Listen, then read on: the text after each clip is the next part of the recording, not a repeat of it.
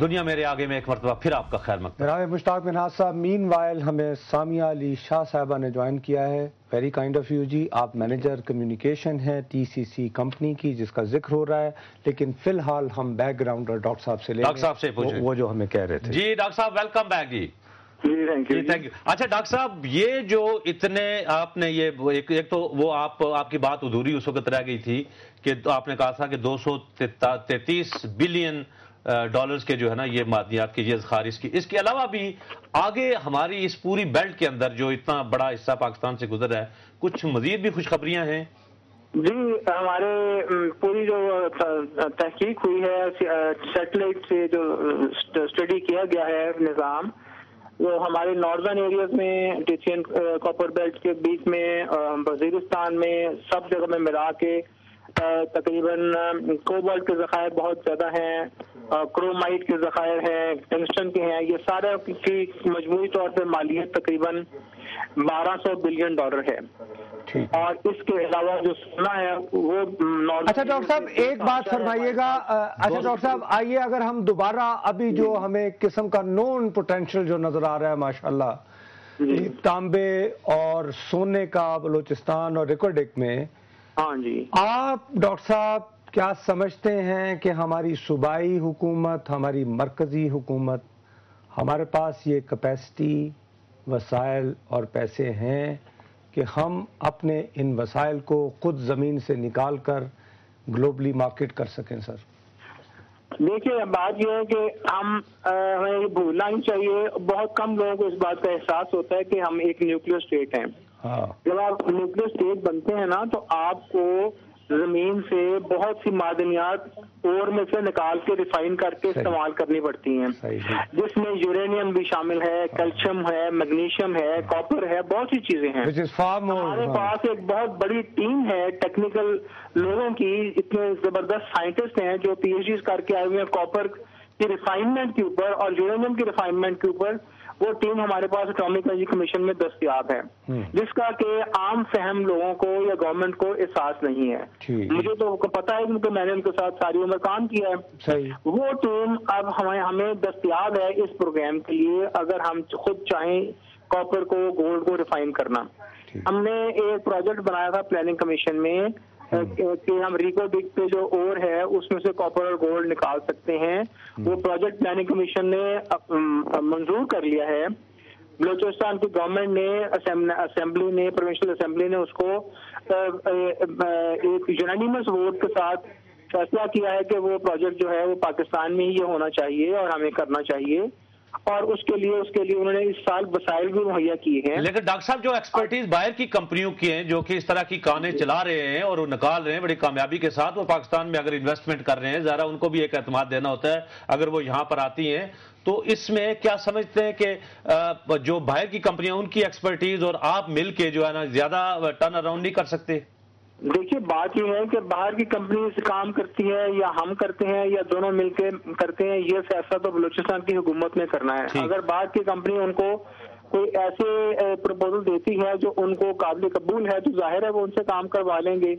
اور اگر وہ ان کو قابل قبول نہیں ہوگا تو بلوچستان کی حکومت کو یہ بہت اچھی طرح سے احساس ہے کہ پھر یہ کام پاکستان میں ہم خود ہی کر سکتے ہیں. یعنی ہمیں ہر صورت میں ڈاکٹر صاحب آپ یہ کہہ رہے ہیں کہ یہ جو اللہ تعالیٰ نے ہمیں نعمت دی ہے اس کو فوری طور پر مزید کنٹروورسیز میں الجھے بغیر ان کے پہ فوکس کرنا چاہیے، کیسے ہم اسے زمین سے نکال کر اپنے غریب عوام کے کام لا سکتے ہیں. یہ دیکھیے گا کہ اگر ہم تانبا نکالتے ہیں ہزاروں ٹن ہر سال وہاں سے پیور تانبا نکالتے ہیں تو بلوچستان میں ہم کاپر کی ٹیوب کی فیکٹریاں لگا سکتے ہیں، کاپر وائر جو آپ کی بجلی کی تاریں ہیں اس کی فیکٹریاں لگ سکتی ہیں، کاپر شیٹس کی لگ سکتی ہیں. کتنی بے تحاشا انڈسٹری جو کاپر کے اوپر بیسڈ ہے وہ وہاں لگ سکتی ہے. اور اسی طرح سے گولڈ جو ہے وہ آپ کے نیشنل ریزروز میں جا سکتا ہے، آپ کے ملک کے रुपए की कीमत बहुत बढ़ सकती है। तो ये तो अगर आप बाहर की कंपनी को देंगे तो जाहिर है वो ये सारा कुछ बाहर मुंह से ले देंगे, फिर आपके गोल्ड रिजर्व से नहीं करेंगे। जी डॉक्टर साहब, आपका बहुत बहुत शुक्रिया, लेकिन आपसे इजाजत लेने से पहले मैं आपसे एक वादा लेना चाहता हूं सर, किसी दिन आप हमें ये थर्ड कोल का भी पूरा जो है वो पोटेंशियल वो हमें सर वो अगर बताना चाहें तो हम हाजिर होंगे सर। बड़े शौक से जी, आप जब भी कहेंगे बताएंगे, वहाँ बड़े जोर शोर से प्रोजेक्ट, बल्कि थर्ड में जाके सर आपसे अगर डिस्कस कर रहे हैं तो वो प्रोजेक्ट शुरू हो चुका है इंशाल्लाह। जी बहुत बहुत शुक्रिया डॉक्टर साहब आपका हमें ज्वाइन करने का। जी बीबी, डॉक्टर साहब ये कह रहे हैं कि ये पोटेंशियल है, सब कुछ है, उनकी नज़र में हमारी अपनी कैपेसिटी भी है। Why you people are here, आप क्यों हैं फिर यहाँ पे? देखिए जी, ये तो हम एक इन्वेस्टर की हैसियत से आए। अच्छा देखिए, सबसे पहले हम आपको इस स्टोरी की रोशनी में किसी किस्म का कोई ब्लेम नहीं दे रहे हैं, हम ये जानना चाह रहे हैं कि आप क्यों आए, कैसे आए और आप क्या चाह रहे हैं। सो let's be very clear on it. अच्छा, I'll then start from the beginning.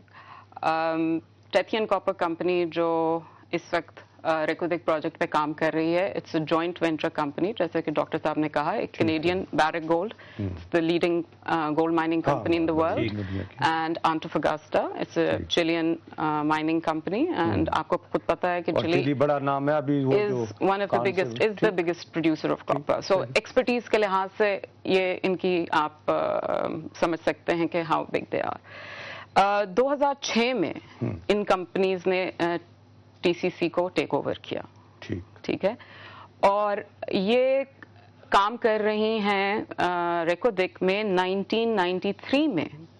Mind you, ये बहुत सी गलत फहमियाँ होती हैं, जैसे ये एग्रीमेंट 2006 में हुआ था, 2006 में इन्होंने इन कंपनीज ने टेक ओवर किया टीसीसी को, लेकिन जिस एग्रीमेंट के तहत रेकोदिक प्रोजेक्ट को डेवलप किया जा रहा है, ये 1993 में BHP 1993 से वो जो ब्रोकन हिल प्रॉपर्टीज ऑस्ट्रेलियन कंपनी जो उन्होंने उनके साथ मोहतरमा बेनजीर भुट्टो की सेकंड गवर्नमेंट में मुझे याद है हुआ था। I think it was Anwar Saifullah वजीर होते थे।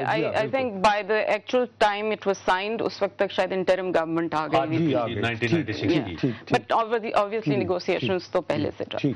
तो फिर 2006 में जब इन दो कंपनीज ने टेक ओवर किया, तो सिर्फ एक मुआवजे के तौर पे, उससे पहले 13 साल पे इस प्रोजेक्ट पे सिर्फ $30 मिलियन खर्च हुए थे, 50 लोग एम्प्लॉयड थे, और एक बहुत छोटे एरिया पे फोकस कर रहे थे, वो तंजील के नाम से था। हम लोगों ने 2006 में टेक ओवर करने के बाद 3 लाख मीटर से ज्यादा ड्रिलिंग की। 3 लाख? जी जी जी, उसमें हमने ड्रिलिंग की। हमारे पास इस वक्त 200 से ज्यादा परमानेंट एम्प्लॉइज हैं हमारे, जिसमें से 83% बलूचिस्तान से हैं, और हम लोगों ने $240 मिलियन खर्च किए हैं एक्सप्लोरेशन, एक्सप्लोरेशन और फीजिबिलिटी टेक्निकल स्टडीज। अच्छा साहब, मैं बिल्कुल यहाँ पे क्योंकि उसी तसल्जुम के साथ मैं बात को जारी रखना चाह रहा हूँ, लेकिन क्योंकि कमर्शियल ब्रेक है, दुनिया पैसे के पीछे है और हमारा प्रोग्राम भी इसीलिए चलता है। नाज़रीन, लेते हैं एक कमर्शियल ब्रेक, उसके बाद फिर आपकी खिदमत में हाजिर होंगे।